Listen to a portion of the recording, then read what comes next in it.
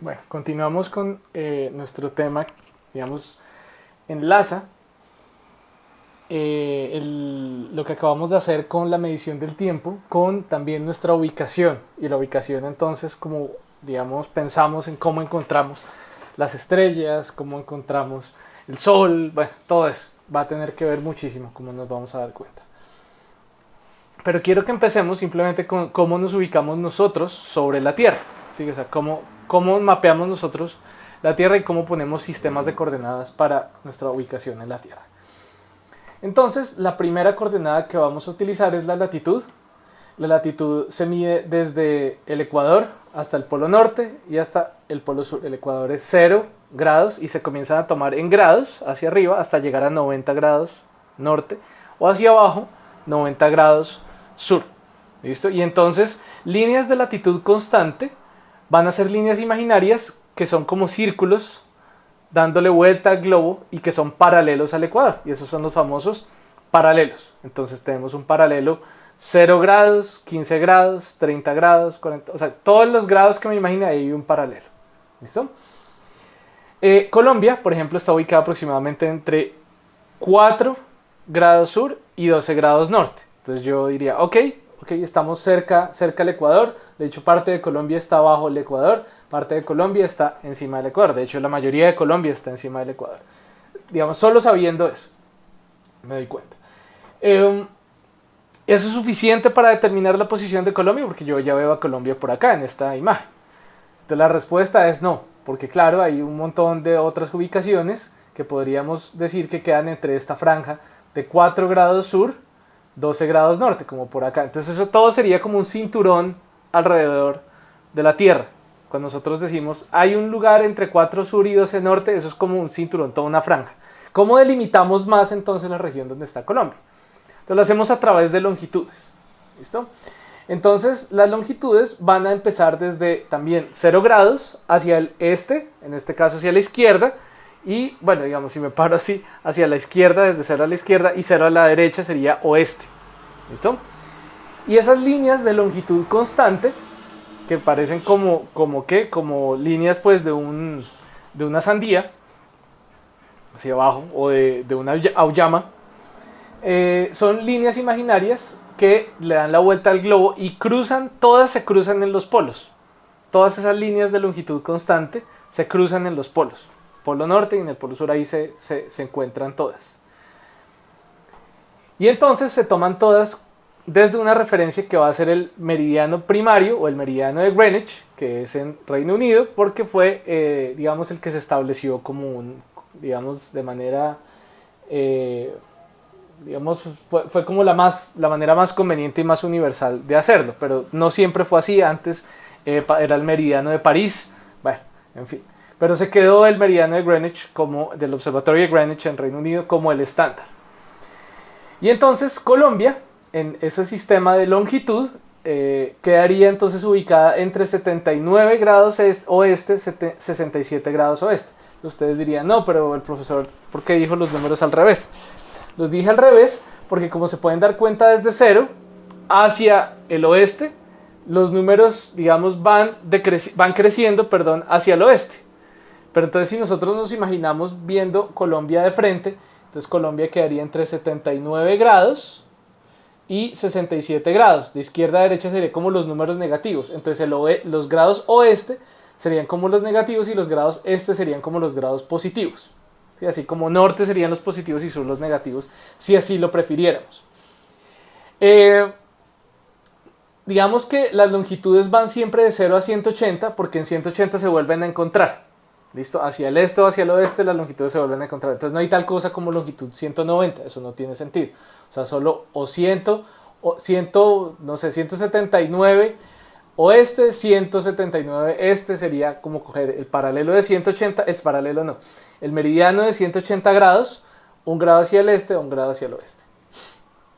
Y ya con esos, digamos, ya con eso, con lo que acabo de decir de la latitud y la longitud, entonces yo ya me hago como una región así rectangular donde digo, ahí está Colombia, está metida dentro de ese rectángulo. La referencia de la latitud es simplemente el ecuador. Y el ecuador, pues sí, digamos que cualquier persona se puede poner de acuerdo en cuál es esa línea imaginaria, pues porque está a igual distancia del polo norte que del polo sur. ¿Listo?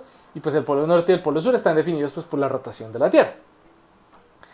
Pero la longitud no, los meridianos, que son estas líneas de longitud constante, no están definidos de una manera unívoca. Entonces simplemente se escogió uno, que fue el del Observatorio Real en Greenwich, y ese es el intencionalmente acordado punto cero. O sea, ese es el cero desde el cual hacia un lado es oeste y hacia el otro lado es este en longitudes. Bueno, entonces vamos a tratar de ubicarnos, vamos a tratar de ver cómo encontramos, si somos, digamos, no sé, nos pegamos una fiesta terrible y nos despertamos en una parte del mundo que ni idea, lejos de cualquier civilización, lejos de cualquier humano. ¿Cómo hacemos para averiguar dónde estamos? ¿Cómo hacemos para averiguar nuestra longitud y nuestra latitud? Entonces tenemos que, digamos, ese va a ser el objetivo de esta parte, es tratar de entender qué exactamente podemos conocer sobre el cielo a nuestro alrededor para poder ubicarnos. Entonces necesitamos ciertas definiciones para poder dialogar, digamos, bajo los mismos términos. Entonces lo primero es que vamos a definir dos, digamos, conceptos muy fundamentales. Y es, uno, la línea vertical, que es lo que yo obtengo cuando yo miro hacia arriba, exactamente hacia arriba, y eso se va a llamar el cenit. ¿Listo? Y el círculo que yo veo cuando miro hacia el infinito, o sea, a 90 grados en cualquier dirección del cenit, se llama el horizonte. ¿Listo? Entonces cenit y horizonte.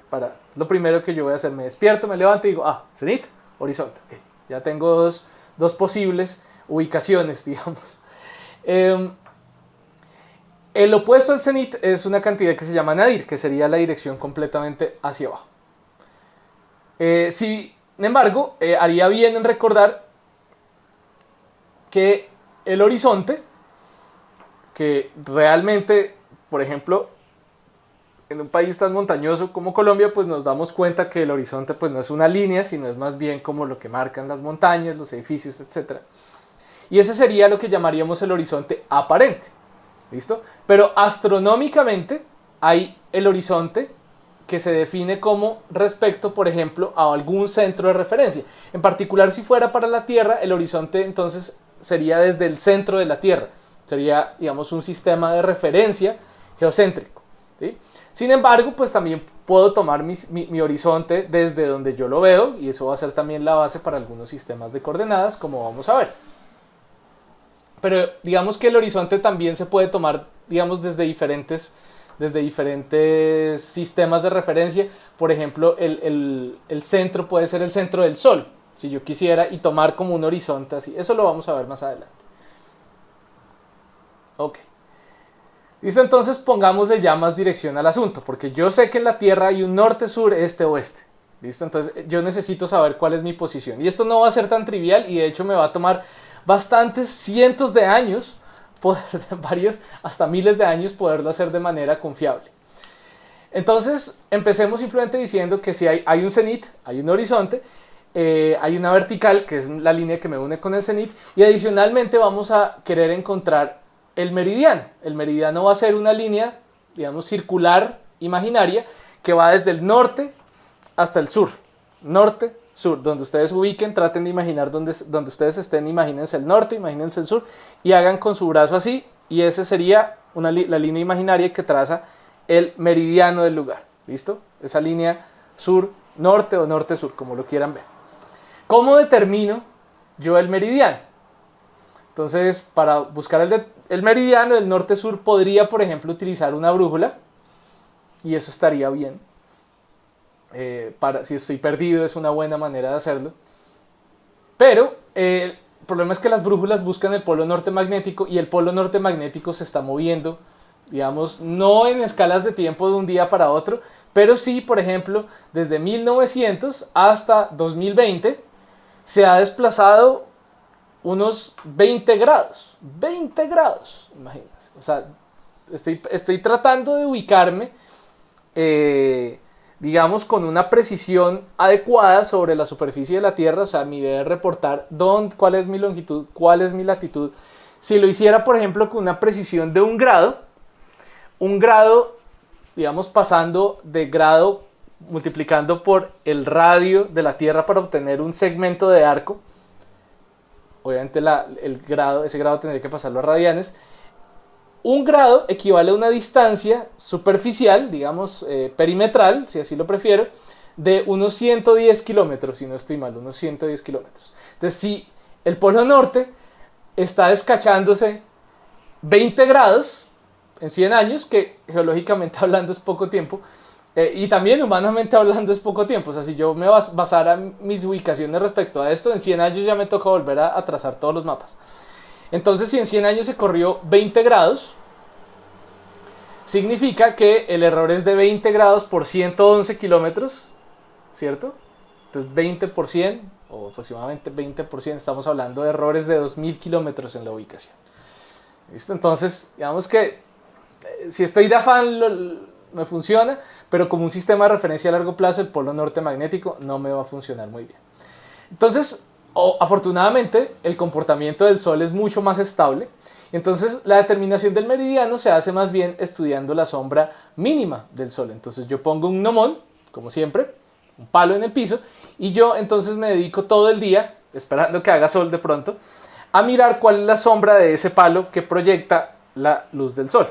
Entonces me doy cuenta, obviamente, que al amanecer la sombra es larga, al atardecer, al ocaso, la sombra es larga también, pero va a haber un momento del día en el cual la sombra es la más corta posible, ¿sí? Porque pasa de ser larga a larga otra vez, pero en el intermedio se acorta. Y el momento en el cual la sombra se acorta, en ese momento yo voy a poner ahí una piedrita en la sombra más corta, y entonces yo puedo trazar ya una línea imaginaria donde ahí sí está el norte-sur respecto al sentido de rotación de la Tierra, porque yo sé que ese momento es en el cual el Sol está digamos, o más bien la Tierra está más de frente al Sol. Entonces de esa manera yo encuentro la dirección norte-sur de una manera confiable. Encuentro mi meridiano simplemente siguiendo la línea imaginaria que trazaría esa sombra más corta, la sombra mínima. Sin embargo, ya puedo comenzar a pensar, bueno, pero sí, el Sol es una estrella muy chévere, pero también podría, por ejemplo, si yo quisiera, podría determinar, porque digamos que el problema es que a ver, esto que acabo de decir, como se pueden imaginar, solo me ayuda a encontrar el meridiano, pero no me ayuda a encontrar el norte o el sur. O sea, sé que puedo trazar la línea sur-norte o la línea norte-sur, pero no sé cuál es el norte y cuál es el sur. Entonces, para eso me va a tocar irme a las estrellas. Entonces, por ejemplo, si estoy en un lugar donde pueda ver la Cruz del Sur, como por ejemplo en Medellín se puede ver la Cruz del Sur, aunque no se puede ver el polo sur celestial, pero se puede ver pues por las montañas y eso, pero la Cruz del Sur sí se ve. Entonces puedo hacer el siguiente truquillo. Tomo la Cruz del Sur, miro el brazo más largo, ¿listo? Que es el brazo más largo de la Cruz del Sur, y entonces esta longitud la voy a medir con las manos. Entonces voy a tratar de con las manos tomar las dos estrellas que quedan en el brazo más largo de la cruz, y miro esa misma distancia con mi mano contra el cielo 1, 2, 3, 4 veces y media, y ahí trazo una línea imaginaria, pum, hacia abajo sobre el horizonte, y allá está el sur magnético, pero el sur celestial está justo ahí a 4 veces y media el ancho más largo de la Cruz del Sur. Hay un par de estrellas que se llaman las estrellas apuntadoras, que son un par de estrellas que quedan cerca aquí a la Cruz del Sur, que están un poquito a la izquierda de la Cruz del Sur, y entonces uno lo que puede hacer es una línea imaginaria que pase desde la mitad hacia abajo, ¿sí? De esta manera, en la misma dirección donde va el brazo más largo de la Cruz del Sur, ¡tun! Y se encuentra aquí en este punto. Este sería el sur celestial. Pero si yo quiero obviamente seguir avanzando hacia el sur, siguiendo el sur celestial, pues simplemente trazo una línea imaginaria hacia abajo hacia el horizonte y sigo derecho, y de esa manera yo encuentro el sur. ¿Listo? Entonces de esa manera podría encontrar el sur. Si me espero a la noche y encuentro la Cruz del Sur, encuentro el sur fácilmente. Si voy a buscar no el polo sur, sino el polo norte, entonces lo que puedo buscar en la esfera celeste, en el cielo, podría buscar entonces la estrella polar. ¿Listo? Pero entonces, si yo voy a imaginarme yo voy a imaginarme, y siempre ayuda, de pronto para esta clase que vamos a hacer, o que estamos haciendo, ayuda yo a imaginarme que toda la tierra está debajo mío. O sea, yo estoy parado, estoy sentado, y me voy a imaginar que todo el cielo está encima mío, y la tierra queda debajo mío. La tierra simplemente queda toda debajo mío. Yo voy a estar en la punta de la tierra, si así lo prefiero. ¿Listo? Y eso es lo que estamos viendo aquí a la derecha. Hay una persona, está el cenit, que es esa dirección hacia arriba, y toda la tierra está debajo nuestro. Y entonces vamos a ver que nuestro horizonte, que es esa línea roja ahí, no está alineado con el ecuador de la tierra. Si se fijan, el ecuador de la tierra está inclinado, pues ¿por qué? Pues porque el norte-sur va a estar inclinado, porque yo no estoy puntualmente sobre el norte, ni sobre el polo norte, ni sobre el polo sur, sino estoy en un lugar cualquiera sobre la tierra. Entonces, en general, mi horizonte no está alineado con el ecuador. Ayuda a acordarnos de eso. Yo creo que es muy intuitivo, pero ayuda a acordarnos que el horizonte y el ecuador son líneas diferentes. Yo lo que voy a hacer, por ejemplo, para orientarme con el cielo, es proyectar esta línea del ecuador terrestre hacia afuera, hacia el cielo. Y entonces aparecería, voy a trazar esa línea imaginaria, que sería el ecuador celestial, que va a ser súper importante para nosotros. ¿Listo? ¿Listo? Y entonces, adicionalmente, yo voy a poder, por ejemplo, buscar el sur celestial con el método que les dije hace rato, buscando la cruz del sur y orientándome. Obviamente a veces la cruz del sur va a aparecer por allá, a veces por acá, a veces por allá. ¿Por qué? Porque todas las estrellas, si yo me imagino quieto sobre la Tierra quieta, yo voy a ver que todas las estrellas pasan encima mío. La Tierra quieta y todas las estrellas pasando encima mío. Entonces, obviamente, en diferentes momentos de la noche, yo voy a ver que las estrellas están en partes diferentes del cielo. Pero, en particular, la estrella polar, si por ejemplo no estoy muy al sur, voy a poder ver la estrella polar, que es la estrella que marca el polo norte, aproximadamente, como veremos más adelante. Entonces, yo voy a ver que esa es la única estrella que, a pesar de que todas las estrellas se mueven encima mío, es la estrella que se queda aproximadamente quieta. Y entonces yo voy a encontrar, ese es el norte. ¿Listo? Que es la estrella polar. Me espero un rato, o sea, salgo por la noche, veo todo el cielo y me doy cuenta que hay una estrella que, a pesar de todo, no se está moviendo, a pesar de todo el movimiento, esa estrella en particular no se está moviendo. Entonces yo digo, esa es la estrella polar, entonces hacia allá queda el norte. Y me voy a dar cuenta que todas las demás estrellas, a diferencia de la estrella polar, todas van a ser circulitos sobre el horizonte, ¿sí? Sobre la esfera celeste. De hecho, por ejemplo, si estoy mirando hacia el sur, esto es una foto de larga exposición que muestra cómo las estrellas se van moviendo durante la noche. ¿Listo? Me doy cuenta que en el sensor de la cámara queda registrado este movimiento de todas las estrellas. De hecho, yo podría deducir cuál fue la exposición de esta foto viendo el trazo de esta estrella. Porque, claro, las estrellas darían media vuelta en 12 horas, ¿cierto? 24 horas volverían a dar la misma vuelta, porque recuerden, es la Tierra la que está dando vueltas, no las estrellas. Entonces, si yo veo las estrellas dando este pedazo de giro, entonces yo podría deducir, no sé, de pronto el tiempo de exposición son unas 2 horas de pronto. ¿Sí? 2 horas sería el tiempo que quedó esto prendido, que es como la fracción de, si estos son 12 horas, esto sería 2, 4, 6, 8, 10, 12, sí, aproximadamente, de pronto un poquito menos, un poquito más. Sería lo que estuvo prendida la cámara para que registrara toda esa trayectoria de esa estrella. ¿Listo? Entonces lo que se ve es una rotación aparente de la esfera celeste. ¿Por qué esfera? Porque de verdad se ve como si las estrellas estuvieran fijas y todas se mueven encima de nosotros, aparentemente.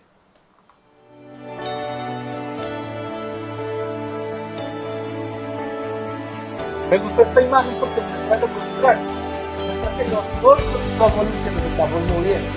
Este video. Las estrellas giran y la Tierra dando vueltas, claro. Eso es lo que está realmente ocurriendo. La Tierra es la que está girando. Entonces, ¿qué ocurre? Resulta que dependiendo de donde yo esté parado sobre la superficie de la Tierra, específicamente hablando de latitud, o sea, qué tan lejos del norte o del sur yo estoy, entonces yo voy a ver diferentes caminos que toman las estrellas. Imaginémonos que estamos parados en el polo norte. Entonces nos vamos hasta el polo norte y ahora tenemos toda la Tierra debajo. ¿Listo? Pero la Tierra, acuérdense, se está moviendo de esta manera. Y si yo estoy en el polo norte, entonces yo me estoy moviendo de esta manera, ¿sí? Siguiendo esta rotación. Voy a tratar de mostrar esto con mi silla giratoria. ¿Sí? Porque toda la Tierra se está moviendo debajo mío. Y me está llevando a mí también. Entonces lo que voy a ver, que es lo que se ve aquí en esta primera imagen, es que todas las estrellas van a dar círculos. Todas van a dar círculos. Las que están cerca al cenit van a dar círculos corticos. Las que están cerca al horizonte van a dar círculos larguísimos. Grandísimos. Sí, o sea, yo voy a ver la estrella todo el día y toda la noche, si los pudiera ver todo el día y toda la noche, porque a veces se asoma el sol, ¿no? Pero si por ejemplo es de esos momentos donde el sol no se asoma, entonces yo voy a ver que las estrellas dan vueltas alrededor mío. Si estuviera en el polo norte. En el polo sur, igual. Supongamos ahora la imagen B, si yo estoy en el Ecuador, o sea, por ejemplo, cerca donde estoy ahorita, por ejemplo, Colombia queda cerca del Ecuador, entonces estoy justo en la panza del mundo, cerca del Ecuador, todo el mundo está debajo mío, ¿cierto? Entonces yo ya no vería las estrellas dando vueltas encima de esta manera, alrededor del cenit, sino al revés, vería todas las estrellas dando vueltas de norte a sur. De norte a sur. ¿Listo? Y entonces darían vueltas alrededor de ese eje norte-sur.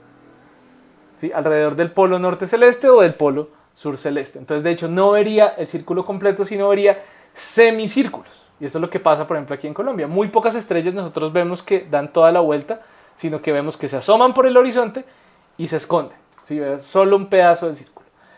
¿Listo? Entonces, si estoy en un punto intermedio, que es la mayoría del mundo, de hecho la mayoría de gente en el mundo vive en puntos intermedios, no sobre el Ecuador, más al norte o más al sur, entonces ven que algunas estrellas alcanzan a hacer el círculo completo y otras simplemente se asoman por el horizonte y se acuestan por el horizonte, así como lo haría el Sol. ¿Listo? Pero a lo que voy con esto, más allá de cómo se ven las estrellas en diferentes latitudes, es que nos demos cuenta también que voy a ver estrellas distintas y voy a ver las estrellas respecto a mí, respecto al observador, respecto a mi cenit. Voy a ver mapas de estrellas diferentes dependiendo de dónde yo estoy sobre la Tierra. ¿Sí? Porque a veces dependiendo de dónde yo esté sobre la Tierra, voy a ver partes diferentes del cielo. Es lo que estoy diciendo. Entonces yo puedo hacer ingeniería inversa. ¿Sí? Porque entonces, si lo que yo voy a ver es algo así, o sea, veo el horizonte, ¿sí? El horizonte no me va a dejar ver todo. Me va a dejar ver, por ejemplo, algunas estrellas saliendo y poniéndose. Y algunas estrellas de pronto, si estoy lo suficientemente al norte, me van a dejar ver todo el caminito aquí alrededor, todo el circulito. Si estoy en el polo norte voy a ver que todas hacen círculo, pero si no estoy en el polo norte voy a ver que solo algunas alcanzan a hacer el círculo. Más o menos como se veía aquí en esta ilustración, en esta foto que veíamos. Algunas se alcanza a ver dando círculo completo y otras no. Otras se levantan por el horizonte y se acuestan por el horizonte. ¿Listo? Entonces la ingeniería inversa que yo propongo hacer es la siguiente. Claro, lo que puedo hacer es, sabiendo particularidades del cielo, por ejemplo, que la estrella polar apunta hacia el polo norte celestial, entonces yo puedo inferir a partir de qué tan lejos está la estrella polar del horizonte, puedo inferir cuál es mi posición, mi latitud. Puedo hacer a la inversa, así como dependiendo de mi latitud veo, por ejemplo, aquí, dependiendo de mi latitud veo el polo norte en el cenit o en el horizonte, o sea, en en el polo norte veía la estrella polar al norte. En el cenit. Pero cuando estoy en el Ecuador veo la estrella polar sobre el horizonte, sobre la línea rosada, la línea roja. Entonces, claro, en latitudes intermedias, como en C, entonces veo la estrella polar un poquito elevada sobre el horizonte. Entonces la distancia angular entre el horizonte y la estrella polar me va a dar mi latitud. O respecto al polo norte celeste, si lo puedo encontrar por el método de la cruz del sur que les enseñé.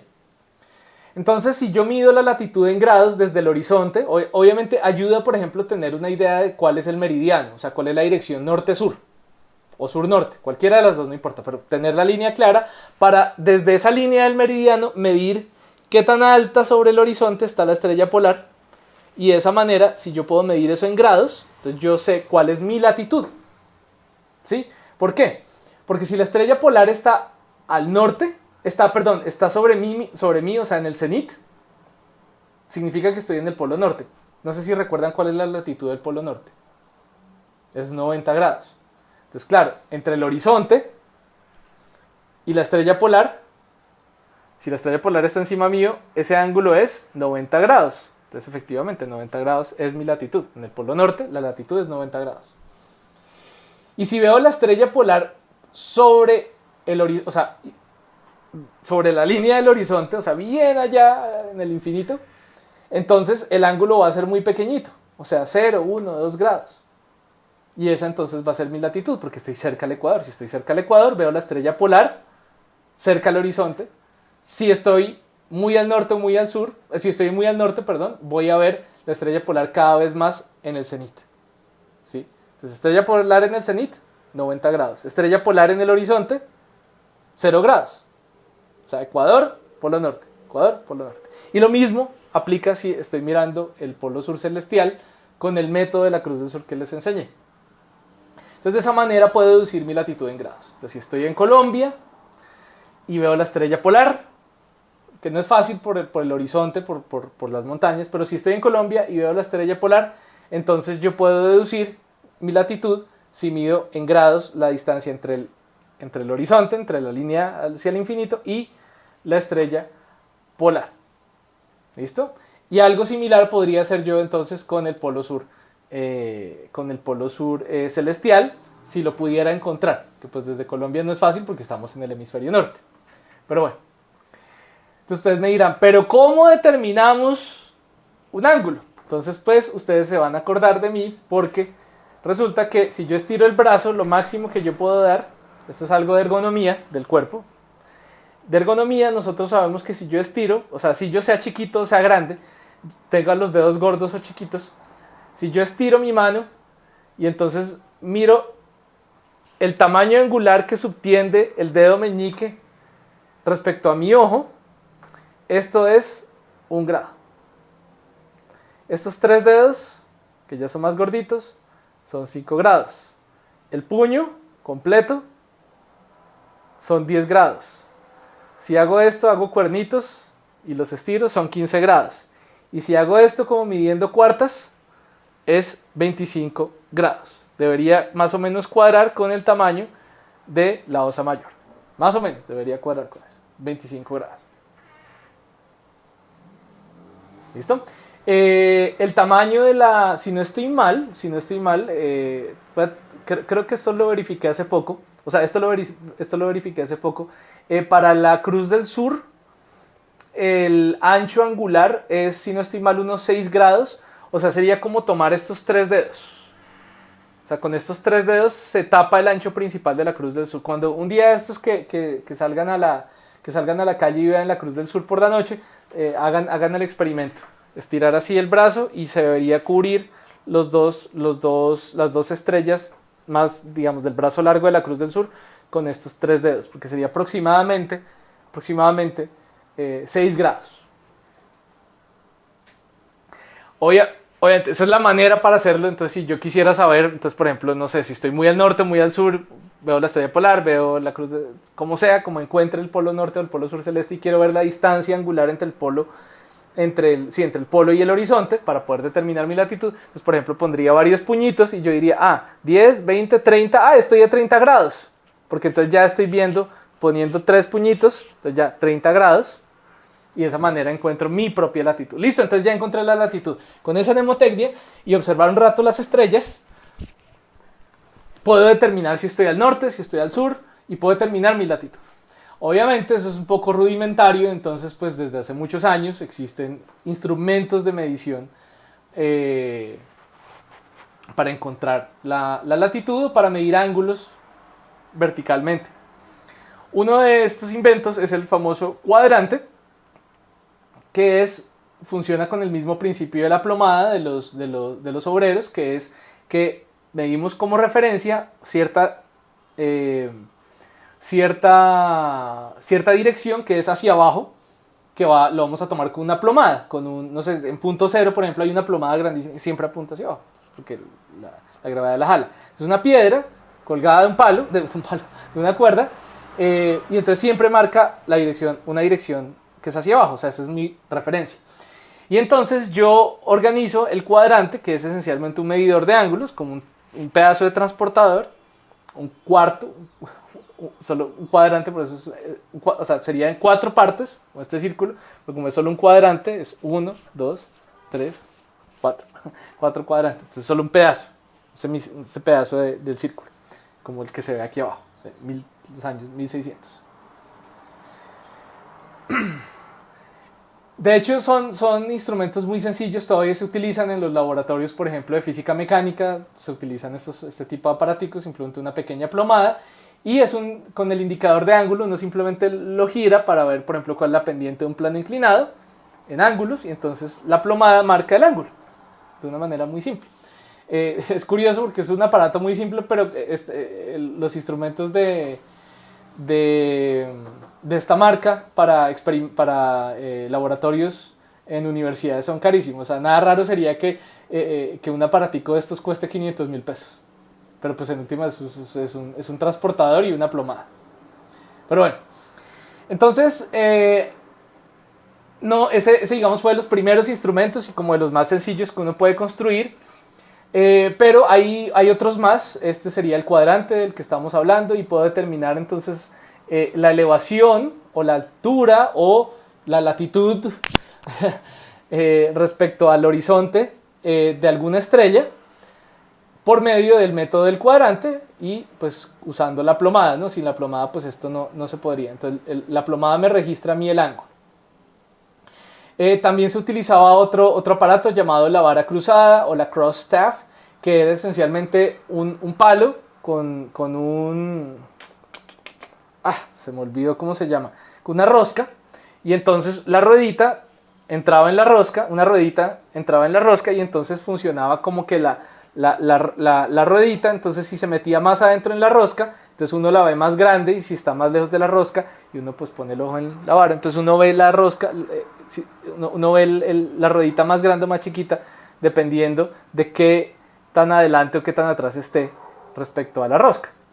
Y entonces lo que uno hacía era mirar hacia donde uno quisiera y entonces la posición estaba graduada, la posición de la ruedita dentro, a lo largo del palito estaba graduado y entonces estaba graduado respecto a el ancho que cubría la ruedita respecto a mi visión. Entonces me podía decir, vea, si usted ve la ruedita de este tamaño y usted está cubriendo, por ejemplo, no sé, un edificio, entonces usted tapó el edificio con la ruedita, entonces yo voy y miro entonces la graduación y me doy cuenta, ok, el ancho angular es tantos grados, porque lo dice en la varita. Listo, entonces alineamos aquí esta parte del cross staff, de la vara cruzada contra el horizonte y la otra parte contra la estrella y de esta manera yo leo aquí en la graduación cuál es este ángulo de acá. ¿Sí? Principio muy sencillo. El problema es que para medir entonces digamos a estrellas que estén muy cerca al cenit o muy encima del horizonte, que es lo mismo, pues esto ya no es tan fácil. Con los cuadrantes no es tan fácil medir esos ángulos tan elevados, ¿no? Tan cerca al cenit, ni con el cuadrante ni con la vara cruzada. Entonces se inventó el sextante, que es un aparato que hace eso mismo, pero entonces tiene unos espejos que le permiten a uno mirar por un mismo ojo dos posiciones distintas, el horizonte y donde sea que uno quiere mirar. ¿Listo? Aquí en la animación se ve. Y ese fue un invento de Newton que después perfeccionó Godfrey en Estados Unidos y más adelante Hadley en 1731. Entonces es un aparato que efectivamente lo que le permite a uno es cuadrar respecto al horizonte, o sea, digamos, ver dos posiciones al mismo tiempo gracias al espejo. Ver el horizonte en una dirección, en una parte, y con esta otra parte uno mueve el espejito y le permite a uno ubicar alguna posición en el cielo, por ejemplo, donde está el sol en algún punto. Y uno lo gira para verificar que efectivamente está bien, y entonces uno lee aquí abajito la lectura del ángulo. Y ya, entonces nos permite entonces mapear muchísimas más estrellas que tal vez con el cuadrante o con el cross staff no se podría. Entonces, bueno, Para medir la latitud, ya dijimos, y esta es una ilustración un poco más matemática que nos muestra por qué efectivamente la latitud, este ángulo de acá, el ecuador respecto al paralelo, es equivalente a el ángulo que yo miro desde el polo celeste, que sería por ejemplo aquí la dirección donde está la estrella polar, hacia allá, que es la dirección de la estrella polar, respecto al horizonte, que sería esta línea de acá. Esos ángulos son complementarios y por eso son equivalentes. Bueno, entonces sí, la latitud, excelente. Entonces, el problema siguiente es, bueno, ¿y cuál es la longitud? Pues, esencialmente, casi con cualquier instrumento se puede medir la latitud, casi que hasta con un palo en el suelo, con un gnomón, uno podría tratar de encontrar la latitud. Por ejemplo, si uno conoce la fecha del año, entonces uno podría, o si uno, digamos, espera hasta el equinoccio, entonces uno encuentra la latitud.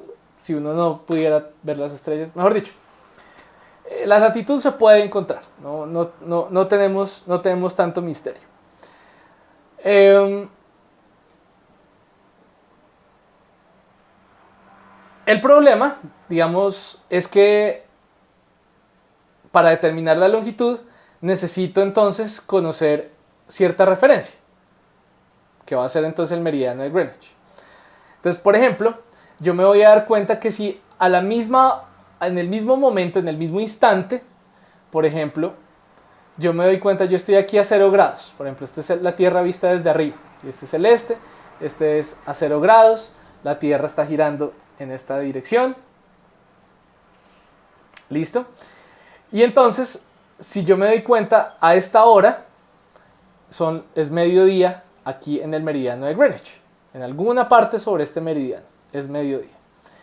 Entonces va a ser las 12 en el meridiano de Greenwich. Si yo me espero 2 horas, entonces la Tierra ya ha rotado 30 grados. ¿Sí? Podemos simplemente hacer la equivalencia entre los 360 grados de la rotación completa y las horas del día. Entonces 2 horas después equivalen a 30 grados de rotación. Entonces significa que a las 14 horas, o sea a las 2 de la tarde en el meridiano de Greenwich, a 30 grados hacia el oeste es mediodía. ¿Por qué es mediodía? Porque el sol está pegando de frente. 4 horas después de este momento de acá, la Tierra ya ha rotado 60 grados. En el meridiano de Greenwich es las 4 de la tarde. Y a 60 grados en el meridiano 60 grados al oeste es mediodía. ¿Listo? Entonces, si conozco la hora del día en otro lugar, cuya longitud sea conocida, entonces convierto de horas a grados y obtengo mi longitud. ¿Sí? Si decimos que 2 horas son 30 grados, significa que cada hora de diferencia con la hora del meridiano de Greenwich es 15 grados. ¿Sí? 2 horas son 30 grados, 1 hora sería 15 grados. Es simplemente, de nuevo, pasar de horas a grados de rotación de la Tierra. Entonces en Colombia, ya lo dijimos la vez pasada, la diferencia es de 5 horas. ¿Listo? 5 horas entre el meridiano de Greenwich y donde está nuestra zona horaria, aproximadamente. Entonces, nuestra latitud, con un error relativamente grande, porque pues digamos las zonas horarias, digamos si estamos hablando de hora en hora, entonces eso significa que mi error es del orden de 15 grados, que es bastante, 15 grados es bastante, como lo dijimos, pero por lo menos me ayudaría más o menos a saber dónde estoy. O yo podría hacer, por ejemplo, la corrección simplemente sabiendo qué tan lejos está de la hora que yo tengo en mi reloj el sol, ¿sí? Porque de hecho la hora debería depender exactamente de mi longitud, pero pues tomamos zonas horarias con franjas grandes de longitud. Entonces, aproximadamente, yo lo que podría decir es que como son 5 horas, entonces la diferencia en ángulo, en longitud de Colombia, que está en una zona horaria, 5 horas de Greenwich, sería 5 horas multiplicado por 15 grados, que es cada hora. 5 por 15, ¿cuánto da? Bueno, 4 por 15, 60, más 15 más, 75. Entonces estoy aproximadamente a 75 grados al oeste del meridiano de Greenwich, porque la diferencia en horas son 5 horas. ¿Listo? Entonces bien, ya puedo determinar más o menos cuál es mi longitud. Porque sé qué hora es acá y sé qué hora es allá. Entonces el método es este, es simplemente conocer la hora en Greenwich, conocer la hora local, ¿listo? Y entonces la diferencia de tiempo me dice mi longitud porque una hora equivale a 15 grados. Entonces si yo conozco la hora exacta donde yo estoy y conozco la hora exacta en Greenwich, la logro.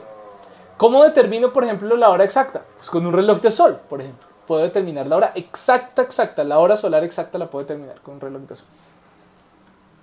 Entonces, pues en principio esto no debería ser un problema, a menos que de pronto ustedes ya se están dando cuenta que aquí hay un problema grave.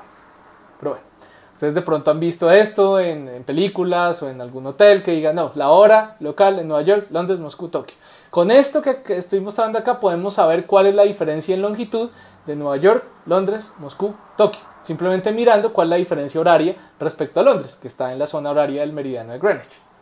¿Listo? Entonces ustedes pueden hacer el ejercicio, pasar por ejemplo de Tokio a Londres, ver cuántas horas hay de diferencia de Moscú a Londres, cuántas horas hay de diferencia de Nueva York a Londres, cuántas horas hay de diferencia, y multiplicar por 15, y de esa manera encuentran, por 15 grados, y de esa manera encuentran la longitud de cada uno de estos lugares, de Nueva York, de Moscú, de Tokio. El problema es, ¿yo cómo hago para conocer la hora? ¿Qué hora es en Greenwich? ¿Qué hora es en Londres? Llamo a Londres y digo, oiga, ¿qué hora es allá? Ah, ¿está la hora? Ah, pues aquí está la otra. Ah, entonces ya encontré mi longitud. Y si no, ¿cómo hago? ¿Cómo hago para saber cuál es la hora en el meridiano de Greenwich? Complejo. Complejo porque si no hay comunicación con Londres, no tengo manera de hacerlo. No puedo hacerlo.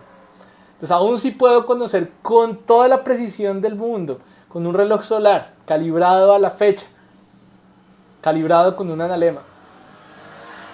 Por ejemplo, si no sé cuál es la hora en el meridiano de Greenwich, imposible determinar mi longitud. No puedo. Puedo determinar mi latitud. No importa yo dónde esté, porque no necesito más referencias sino el polo norte y el polo sur. Esas son las referencias de la latitud. Si puedo determinar cuál es el polo norte y el polo sur, pues no hay ningún problema. Puedo determinar la latitud. Pero con la longitud, la referencia es Greenwich. ¿Dónde está Greenwich respecto a mí? Mira, porque no sé qué hora es. Entonces tengo varias opciones para poder determinar mi longitud, especialmente si me voy en barco. Es los años 1500, 1600, 1700, me embarco, estoy en alta mar y no tengo ni idea cuál es mi longitud. Entonces una opción es simplemente para explorar, para convertirme en un explorador y quiero hacer mapas, entonces la opción que yo llamo irse por la sombrita. ¿Qué es qué? Pues irme, llego a un nuevo continente, entonces me voy bordeando y entonces voy registrando el borde exactamente. Ay, aquí me encontré tal vaina, tal vaina, tal vaina y ya. Y entonces por eso es que estos mapas viejos, de 1578 por ejemplo, tienen muy bien determinada la latitud. Vean, está el trópico de Cáncer, el trópico de Capricornio, está el Ecuador, pero a lo ancho, ese mapa no tiene nada que ver con la realidad. Sí, está totalmente deforme, así no es América del Sur. Esa no es la forma de Sudamérica. ¿Por qué? Porque es que no podían determinar la longitud. No tenía la manera de determinar la longitud. Podían determinar la latitud muy bien, la longitud no. Entonces simplemente podían era tomar referencias. Entonces claro, de Cartagena a Santa Marta y más o menos tanto, y entonces ellos hacían la geografía, dibujaban la geografía, pero obviamente estos errores se acumulan. Entonces por eso, al acumular errores, pues estos mapas antiguos se ven completamente deformes hacia lo ancho, hacia lo largo, hacia lo alto, no. Porque la latitud la determinaban bien. Pero hacia lo ancho, desastre. Ese mapa no tiene nada que ver con la realidad. Otra manera para determinar, especialmente si estoy en alta mar, si no tengo puntos de referencia geográficos, entonces se hace lo que se llama navegación por estima, o en inglés dead reckoning, que es, pues, oriento mi barco a lo largo de un meridiano, por ejemplo, eso sí lo puedo hacer, o encuentro, por ejemplo, mi orientación con una brújula, también lo puedo hacer. Y sé ya cuál es mi posición actual, mi longitud actual. Entonces lo que voy a hacer es tratar de hacer lo que sería como una integración. ¿Por qué? Porque si voy en cierta dirección y voy a 20 kilómetros por hora Entonces en 3 horas voy a estar a 60 kilómetros de donde estaba hace 3 horas. Entonces de esa manera yo digo, pero kilómetros lo puedo pasar a grados, entonces ya sé dónde estoy.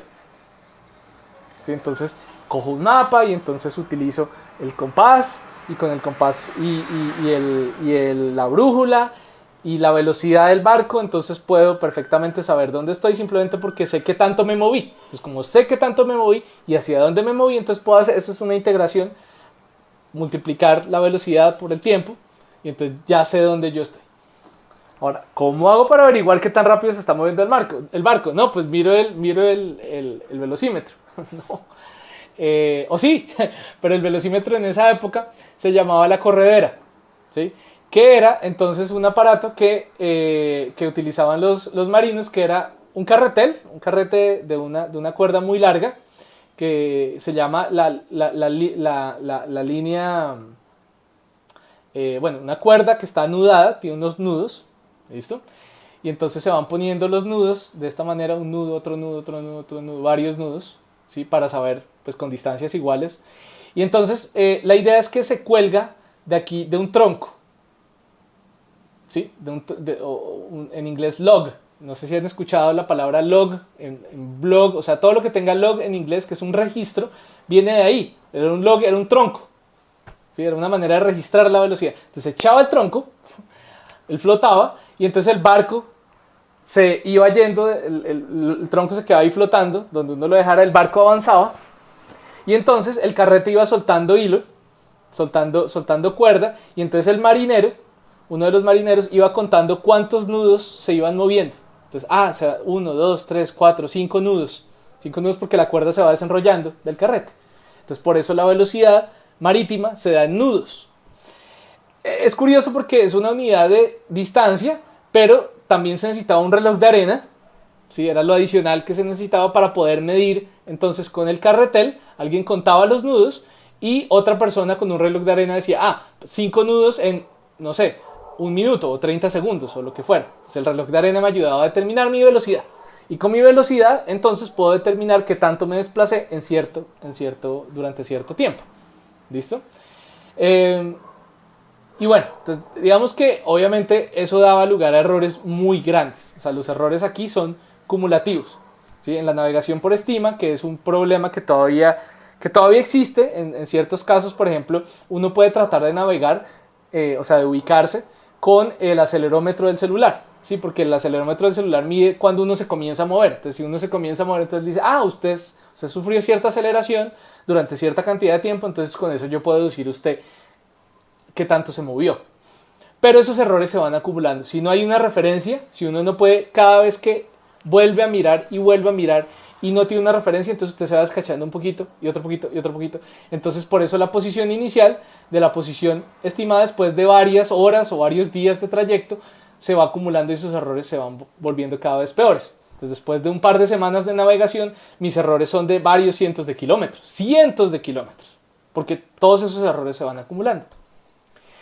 Y esto era un problema grande. Por ejemplo, esto es una pintura de 1667 que muestra cómo pues los barcos se chocaban todo el tiempo porque no sabían que estaban llegando a tierra firme y estaban llegando a un lugar particularmente peligroso, o estaban descachados de donde querían llegar y llegaron fue un lugar muy peligroso y encallaban o había desastres. Efectivamente, esta es otra ilustración, 1707, de uno de los peores desastres marítimos de la Armada británica, porque en unas islas una flota completa, o sea, no solo un barco, sino una flota completa, no pudo determinar su posición correctamente respecto a su longitud.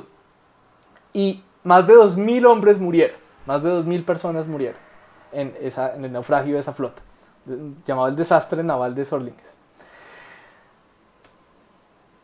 Entonces esto se convirtió en un problema porque, claro, los mapas, a pesar de que hubiera mapas, pues los mapas eran totalmente deformes, como se pueden dar cuenta. Otro mapa aquí de Colombia, por ejemplo, ustedes ven ahí La Guajira, no tiene nada que ver, claro, porque pues los puntos de referencia, ustedes saben que La Guajira como que va y viene, pero pues si uno no puede determinar su longitud, uno realmente no sabe que va y viene, uno piensa que sube y después sigue y ya, o sea, no se puede determinar exactamente cómo es esa forma de La Guajira, por ejemplo. Entonces se propusieron en el momento varias soluciones, porque pues desde que comenzó la exploración en alta mar, eso siempre había sido un problema. Entonces hubo varias propuestas. Galileo Galilei propuso rastrear la posición de las lunas y compilar tablas a manera de tener como un reloj absoluto. O sea, como poder determinar la hora en cualquier momento, en cualquier lugar de la Tierra, simplemente mirando la posición de las lunas de Júpiter. Y la razón es porque en una noche, digamos, en el transcurso de una sola noche, las lunas de Júpiter cambian de posición mucho. O sea, si yo me quedo mirando las lunas de Júpiter durante toda la noche, yo voy a ver que ellas van a cambiar de posición mucho. Y si yo conozco las posiciones y cómo deberían estar y cómo están en este momento, entonces yo podría determinar en teoría la hora del día, ¿sí? En cualquier lugar del mundo. O sea, no solo mi hora local, sino cuál debería ser la hora local en otra parte, ¿sí? Digamos a manera de un tiempo absoluto, ¿correcto? Y no simplemente el tiempo donde yo estoy, que es lo que puedo medir con el reloj solar. El tiempo donde yo estoy es tal. No, me daría una idea de cuál es el tiempo en cualquier parte del mundo. Eso me permitiría determinar mi longitud, comparando mi hora local con la hora, digamos, entre comillas, absoluta. El problema es que si yo estoy en alta mar, esto requiere una precisión inalcanzable. ¿Sí? Porque ¿qué sistemas se podían diseñar para montar un telescopio que me permitiera observar y comparar las tablas? Definitivamente no daba. La solución no daba. Había otra solución similar con las fases de la luna y la posición de la luna en el cielo, que proponía el astrónomo real en ese momento, que era Maskelyne, para ubicarnos respecto a la posición de la luna. Entonces se llamaba el método de las distancias lunares, y era mirar la fase de la luna y además la distancia angular respecto a alguna estrella para determinar, y pues comparando con la altura o la elevación sobre el horizonte en ángulo de alguna estrella, de Regulus por ejemplo en este caso, para darme cuenta de mi longitud, ¿sí? Y eso requería unas tablas también precompiladas bastante complejas. El problema es que también había muchos errores, digamos que era difícil alcanzar la precisión deseada. Entonces el error era aproximadamente un 60avo de grado para medir la posición solar, o sea, la distancia la distancia angular de la luna a la estrella de referencia que yo quería buscar, tenía que tener una precisión muy alta, porque aún si me escachaba en un 60avo de grado, que un 60avo de grado no es nada, acuérdense que un grado es el meñique así estirado. Imagínense un 60avo tener esa precisión tan grande, muy difícil en alta mar. Y un error de un 60avo de grado en esa distancia lunar equivalía a un error de 2 grados en la longitud terrestre. O sea, 200 kilómetros. O sea, yo no sé si estoy aquí o estoy a 200 kilómetros de distancia, ¿sí? Por un error de un 60avo de grado en la ubicación de la luna. Entonces, digamos que eso era bastante complejo.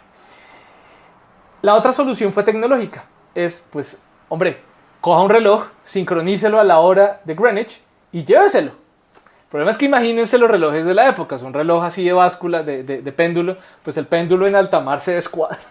O pues mirar las horas con un reloj de arena, pues igual se acumulan los errores porque toca darle la vuelta al reloj. Entonces, digamos, muy difícil mantener la hora. Entonces hubo personas, por ejemplo Huygens, que era un astrónomo muy famoso, del cual vamos a hablar, un astrónomo holandés muy famoso, también le cacharreaba mucho a la tecnología. Entonces él inventó varios modelos de relojes que mezclaban péndulos y resortes. Y entonces él logró diseñar relojes que se descuadraban alrededor de un minuto, digamos, en una semana, digamos, no está nada mal, para lo cual el error en la longitud era de alrededor de un cuarto de grado, o sea, súper bien. ¿Sí? Si digamos, un cuarto de grado es 25 kilómetros, no es lo ideal, pero pues no está tan mal.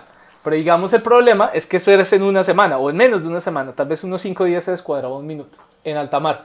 El problema es que llegar de un continente a otro, pues no era en una semana, en cuestión de varias semanas. Entonces, claro, los errores se acumulaban y otra vez volvíamos al mismo problema. No sé si estoy aquí o estoy a 100 kilómetros de distancia, que los errores se acumulan. Entonces el problema fue tan grande que en 1714 se lanzó, el Parlamento británico lanzó lo que se llama el Longitude Act, que es un acto por sugerencia de Newton, y era, pues hagamos un concurso.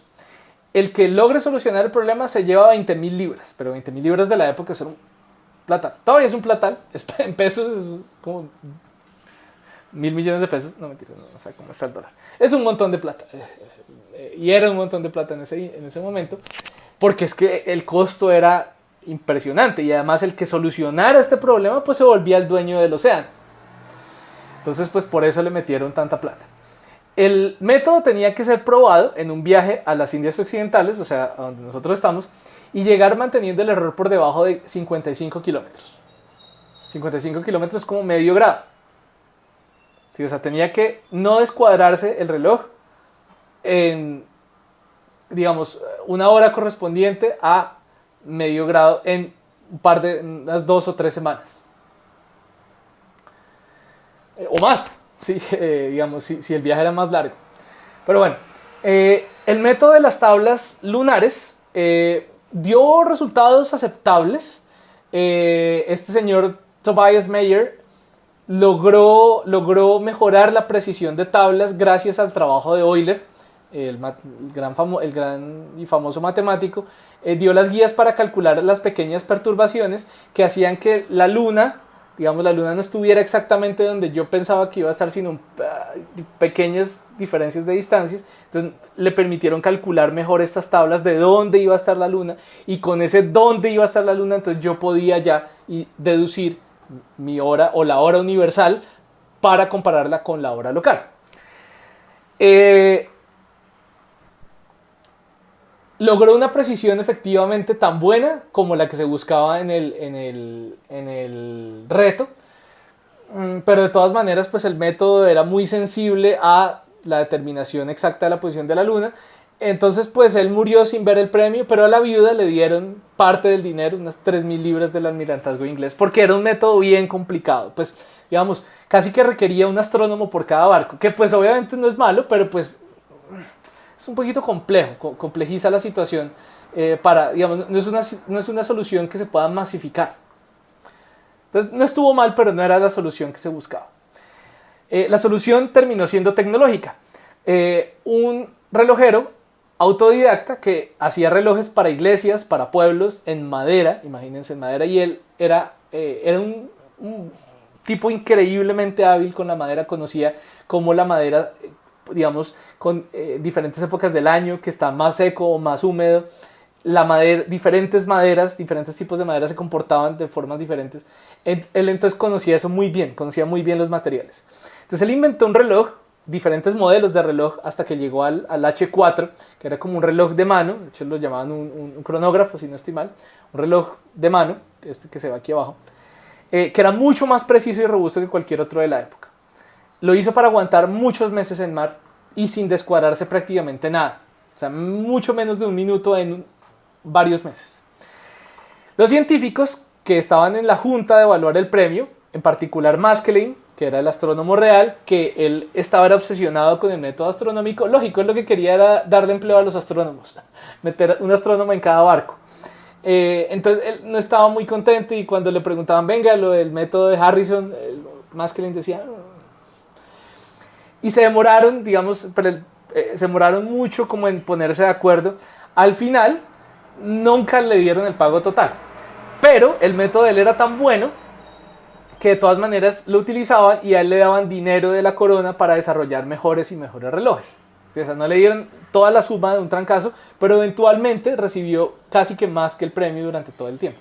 Y lo que a él le pedían era el secreto, era todos los planos para masificar. Les decía, Nanay, yo no les voy a dar a ustedes el secreto, con mucho gusto les hago los relojes, pero no les voy a dar el secreto. Entonces por eso nunca le dieron el premio de trancazo. Pero pues sí le financiaban la investigación, porque sí resultó siendo una solución que pudieron masificar. Entonces cuando pensamos en esta época de piratas del Caribe, siempre son los ingleses los dueños del mar, porque pues dominaron la manera de encontrar su posición en alta mar. Fueron los que solucionaron ese problema, ¿ven? Por eso es que la ciencia, la tecnología son motores de desarrollo de la sociedad. Si Inglaterra en ese momento se hubiera dedicado simplemente a lo agrícola, a lo extractivista, a sacar minas, o sea, a lo España, pues al modelo extractivista, que era lo que tenía España, pues falla, o sea, no habrían podido surgir como imperio como lo hicieron. O sea, que eso haya sido algo positivo o negativo para el resto del mundo es otra cuestión, pero fue claramente positivo para los británicos. Bueno, más adelante relojeros franceses pudieron aprender también y pudieron construir aún mejores relojes, pero digamos el rompimiento, digamos, el rompimiento de paradigma fue de la tecnología con la carrera y la presión con la astronomía. Y bueno, creo que me queda solo un par de cosillas más. Ya llevo una hora de tema, entonces creo que no voy a poder avanzar mucho el siguiente programa. En la actualidad, el tiempo y la navegación tienen mucho que ver con la astronomía porque utilizamos GPS, que es el sistema de posicionamiento global que depende de un montón de satélites, y estos satélites se ubican gracias a un sistema de referencia que depende de las posiciones de galaxias muy lejanas que se referencian a través de radiotelescopios en Tierra. Eso lo veremos más adelante. Se basan midiendo la diferencia de tiempo para triangular, digamos, yo digo, qué tan lejos está ese satélite de allá, ese satélite de allá, ese satélite de allá. Entonces, con esa triangulación, yo puedo encontrar mi posición respecto a el resto del mundo, latitud, longitud con una precisión altísima. A bordo de estos satélites hay relojes atómicos que necesitan obviamente saber qué momento del día es para poder comparar, para poder decir, oiga, estoy mandando esta señal en este momento para que usted sepa cuánto se demora la señal en llegar a donde usted está. El asunto es que los relojes son súper precisos, pero gracias a esas velocidades tan altas con las que están dando vueltas alrededor de la Tierra, requieren correcciones que necesitan conocer relatividad especial y general. Entonces, si no hubiera sido por el descubrimiento de Einstein de la relatividad especial y general, no podríamos tener la precisión que tenemos en los GPS. Podríamos tener GPS, pero el error sería acumulativo del orden de unos 10 kilómetros al día. O sea, en un día yo salgo a caminar, vuelvo a mi casa y me dice que estoy a 10 kilómetros de distancia, por los errores tan grandes que habría si no se tomaran estas correcciones relativistas. Y bueno, ahora sí, por aquí termino esta parte de la sesión.